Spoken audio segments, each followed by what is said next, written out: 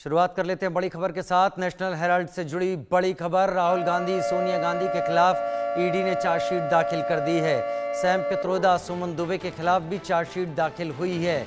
अदालत में मामले पर 25 अप्रैल को अब सुनवाई होगी और तभी उस दिन इस पर बहस होगी।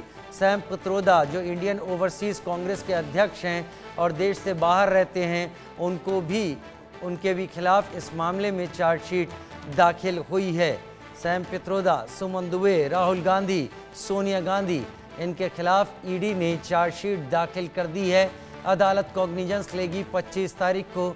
उसके बाद स्पष्ट हो पाएगा कि चार्जशीट में ईडी ने क्या क्या लिखा है।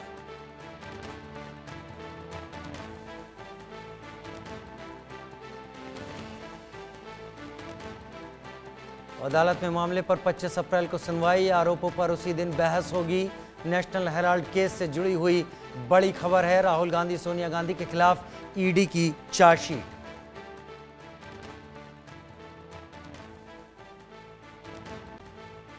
नेशनल हेराल्ड केस में आज प्रवर्तन निदेशालय यानी ईडी के द्वारा जो श्रीमती सोनिया गांधी जी और श्री राहुल गांधी जी का नाम चार्जशीट में आया है, ये प्योरली एक टेक्निकल मामला है।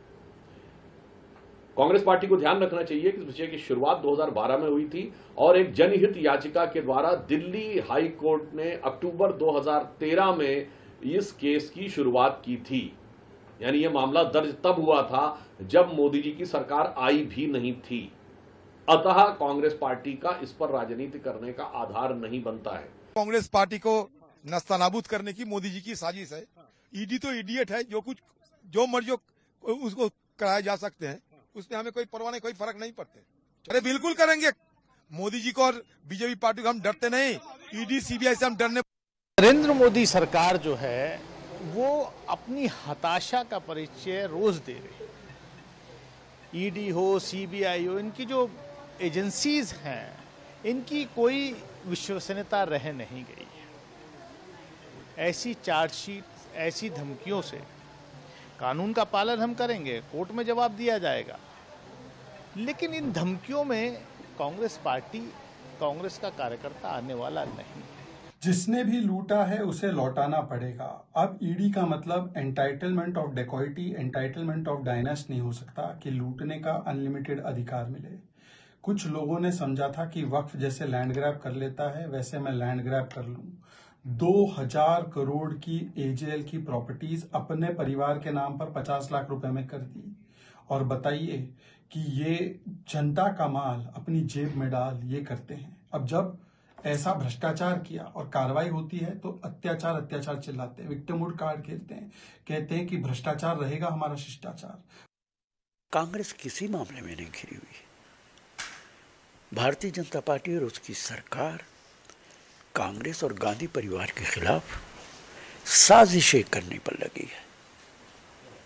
किस चीज का बदला लेना चाहती है, बताए तो सही। कब से पेंडिंग है नेशनल हेराल्ड का केस? अब आप चार्जशीट फाइल कर रहे हैं। आपके पास एविडेंस अगर मौजूद थी तो चार्जशीट पहले फाइल होनी चाहिए थी। आप चार्जशीट फाइल करके गांधी परिवार और कांग्रेस को बदनाम करना चाहते हैं। संभव शर्मा मेरे साथ ज्यादा जानकारी के साथ जुड़ गए हैं। संभव, इस पूरे मामले में कांग्रेस राजनीति कर रही है। बीजेपी की तरफ से सुधांशु त्रिवेदी बोल रहे थे कि मामला तब दर्ज हुआ जब मोदी जी की सरकार ही नहीं थी। तो इस मामले में सरकार के ऊपर आरोप लगाना या इस सब के पीछे सरकार की साजिश बताना, मंशा बताना, वो गलत है। होने क्या वाला है, मैं कानूनी रूप से आपसे समझने वाला हूं। जी देखिए, आरोप और प्रत्यारोप के इतर फैक्चुअली अगर हम आप बात करें तो एनफोर्समेंट डायरेक्टरेट ने, प्रवर्तन निदेशालय ने एक चार्जशीट दाखिल की है राउज एवेन्यू कोर्ट में। चार्जशीट में कांग्रेस के नेशनल हेराल्ड और एजेएल एसोसिएटेड जनरल लिमिटेड इससे जुड़े मनी लॉन्ड्रिंग केस में ये चार्जशीट दाखिल की गई है। और ये इस तरह की पहली चार्जशीट है जिसमें सोनिया गांधी, कांग्रेस की वरिष्ठ नेता सोनिया गांधी, राहुल गांधी, सैम पित्रोदा, सुमन दुबे जैसे लोगों का नाम शामिल है। अब इस पे चूंकि कोर्ट को संज्ञान लेना है, कॉग्निसेंस 25 तारीख को दिल्ली की राउज एवेन्यू कोर्ट ने इस मामले को लगाया है और साथ साथ राउज एवेन्यू कोर्ट ने एनफोर्समेंट डायरेक्टरेट प्रवर्तन निदेशालय से केस की डायरी भी मांगी है। दरअसल ये केस की अगर बात करें हिस्ट्री की तो 2012 की सुब्रमण्यम स्वामी के द्वारा सोनिया गांधी, राहुल गांधी और उनके सहयोगी कंपनियों से के खिलाफ एक कंप्लेंट का मामला था। अब इस पे चार्जशीट दाखिल हो गई है। अब उसके साथ साथ बात करते हैं आज कोर्ट में क्या हुआ। आज जब कोर्ट के सामने राउज एवेन्यू कोर्ट के स्पेशल जज विशाल गोगने के सामने ये मामला आया तो उन्होंने कहा कि ये मामला prevention of money laundering act PMLA 2002 की धारा 44 और 45 के तहत मनी लॉन्ड्रिंग से जुड़ा हुआ है। इसके लिए ईडी ने एक नई शिकायत दर्ज की है, ये उन्होंने कहा। उसके साथ साथ उन्होंने ये भी बताया कि इसे धारा 3 के साथ धारा 70 के तहत डिस्क्राइब किया गया है। ये टेक्निकल धाराएं हैं प्रिवेंशन ऑफ मनी लॉन्ड्रिंग की, और जो चार्जशीट है उसमें ये सब उन्होंने बताया। और उसके साथ साथ